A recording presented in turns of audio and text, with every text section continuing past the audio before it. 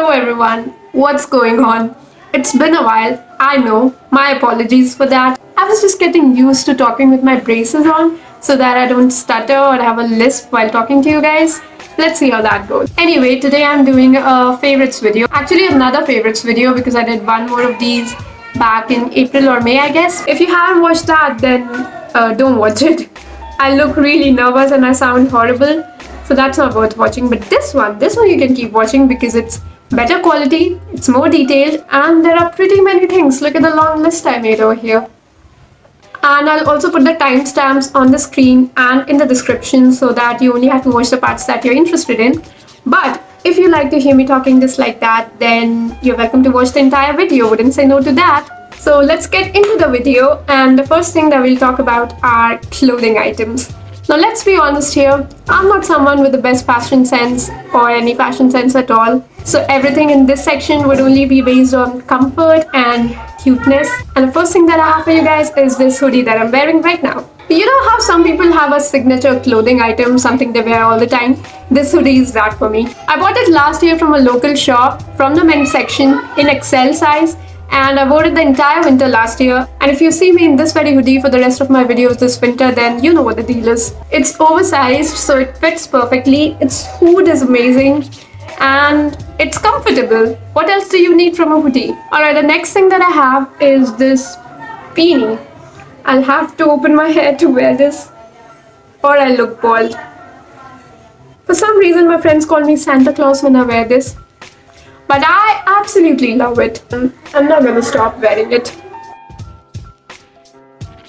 So the color of this hoodie perfectly matched my school uniform up until last year, and I wore it to school in the winters in 8th grade and 9th grade. But then one of my teachers told me that I can't keep my hair down anymore, so I had to stop wearing it. And that's the tea. But I absolutely love it. Okay, so the final thing from this section are these cute little socks. I'll put another clip on the screen. These fur socks are so cute, just look how pretty they look. And they are so soft. I mean, when I wear this, it literally feels like my feet are on butter. Okay, maybe I exaggerated a little bit, but you know what I mean. And that's it from the clothing section. It isn't much, but that's all I got.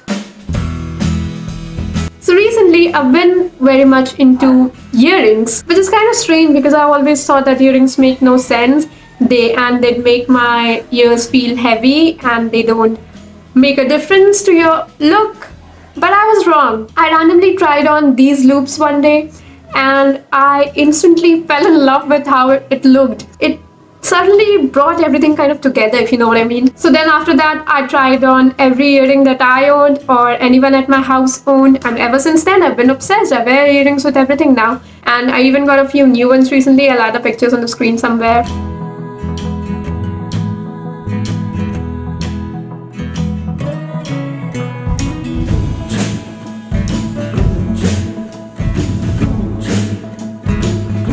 Also, I got these beret thingies recently. I was looking for the all pearl ones, but I got these sparkly ones, but I guess they work for ethnic or fancy dresses. I probably look like a child in these, but they're cool. Okay, so the next thing that I'm going to show you is what I've been the most obsessed with. Like in this entire video, this is what tops. Vaseline. It is very strange for me, and I can't even believe myself how obsessed I've become with Vaseline, because up until last year I didn't even use it.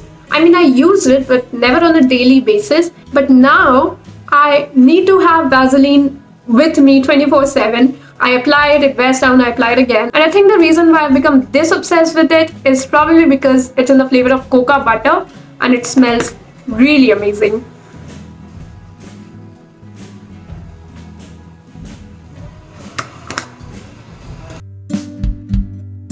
Okay guys, I finally managed to make the perfect chocolate mug cake ever. I was trying to get it right for so long, and sometimes it become too hard like a cookie or too runny or just not right. But then I found this recipe on YouTube and I followed it step by step. I'll add it in the description. I don't remember what channel it was, and it came out just perfect. And ever since I got this right, I have been making this chocolate mug cake every day.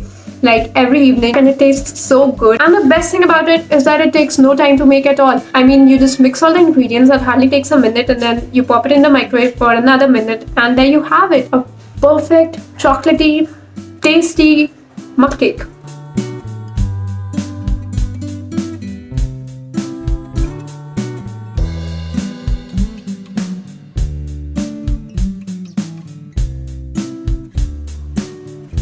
I got this glass free with a bottle of Coke and it looks so cool. Should I add this on my list too? Yo, now let's talk about music. So last month I was very much into Girl in Red, Public, oh Lord. I listened to Melodrama, the album, non-stop last month. Melodrama never gets old. Just hoping that Lord drops another album by next year so that this masterpiece is overshadowed a little bit. So then November came around and new month, new playlist. I got back to listening to the local train in the beginning of November. There was a time when I was obsessed with this band, but that obsession had faded away and it revived back this month. And lately I've been listening to a lot of different songs that have this fall to winter vibe, if you know what I mean. That sweater weather vibe. I'll link some of my current playlists in the description. You can go listen to them, and if you like them then you can come back here and tell me. But I'll just tell you what some of my favorite songs are from all these playlists.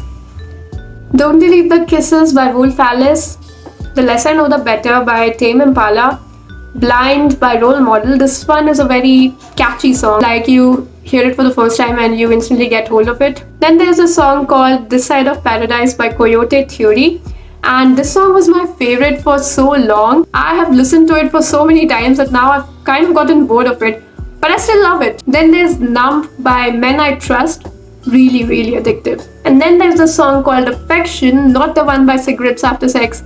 That song is more for late December when winter is at its peak and you're sad and lonely. This one is by Between Friends, and this is a song that you listen and you become obsessed with. Please just check it out, you'll understand what I mean.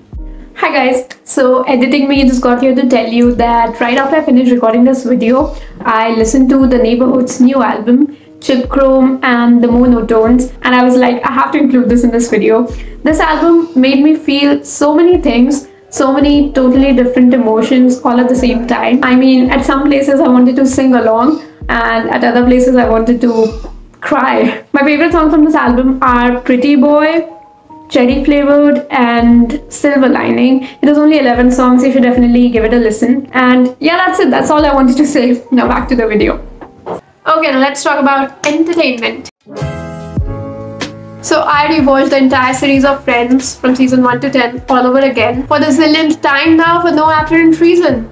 I know that Friends is problematic at places, which is true for most of the shows made during that time, but it's the most freaking binge-worthy series ever. I also watched this short series called A Suitable Boy that came out on Netflix a while back. It stars Tanya Maniktala. You might know her from Flames, and it's based on the novel by Vikram Seth of the same name. And thank God they made the series, or who would have dared to read that 1500 pages long book? Guys, I finished watching Gilmore Girls. So Gilmore Girls is a 7-season long series with 20 to 25 episodes in each season that are all 40 to 45 minutes long. Do you understand how long a time investment that is? I started watching this last year itself, and I watched the first 2 seasons, but then my exams came up, so I left it, and then I started it again from season 3 during the lockdown. And I would just watch one episode or half an episode every night before sleeping or while having dinner. And it was kind of like a routine. And I got so invested in the characters and their lives and the story. So when it finally finished, it felt like the end of the world. I'll tell you a little bit what the show is about.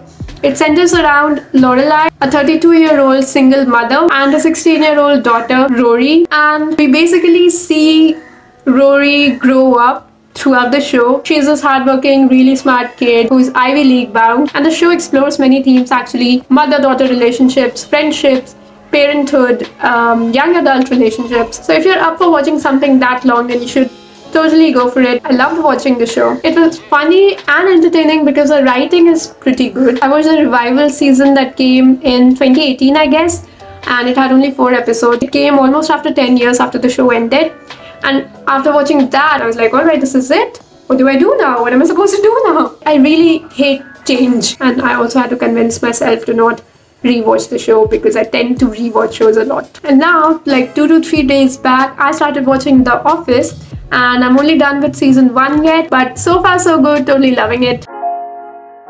Movies. So the only new movie that I watched recently is Ludo, that came out on Netflix a few days back, and amazing, truly amazing, totally recommended. I think if you liked Andhadhun, then you'll like this as well, I guess. It's a dark comedy and it's an anthology, so 5 totally different stories are embedded together into a single narrative. The characters are really interesting, and the way in which their tracks intersect is really unpredictable and fun to watch. The writing is brilliant, the direction, cinematography, editing, music, everything is perfect. I won't give you any spoilers. If you haven't watched it, then please watch it. 10 on 10 recommended. Other than that, I haven't really watched anything new recently, but my sister and I, we really got into old Bollywood movies over the last 2 months, and every weekend we would watch at least one Bollywood movie, preferably Shah Rukh Khan. So we watched Kuch Kuch Hota Hai, watched Kal Ho Na Ho, My Name is Khan, Veer Zara.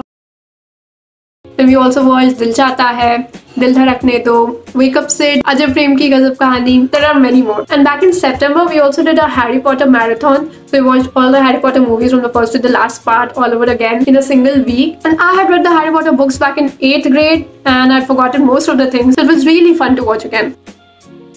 On YouTube, I've been watching baking videos recently for some reason, although I'm a terrible baker.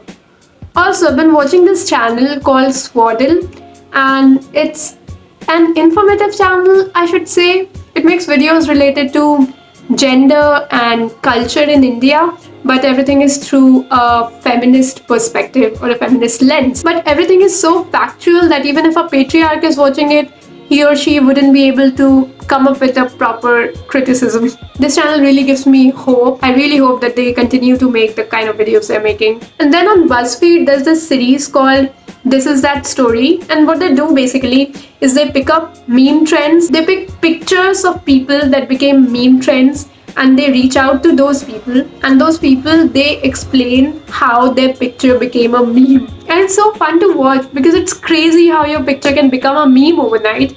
And it also humanizes the people behind these memes. There's Disaster Girl, and there's Bad Luck Brian, and Overly Attached Girlfriend, and Kombucha Girl. You should definitely watch these videos, it's fun.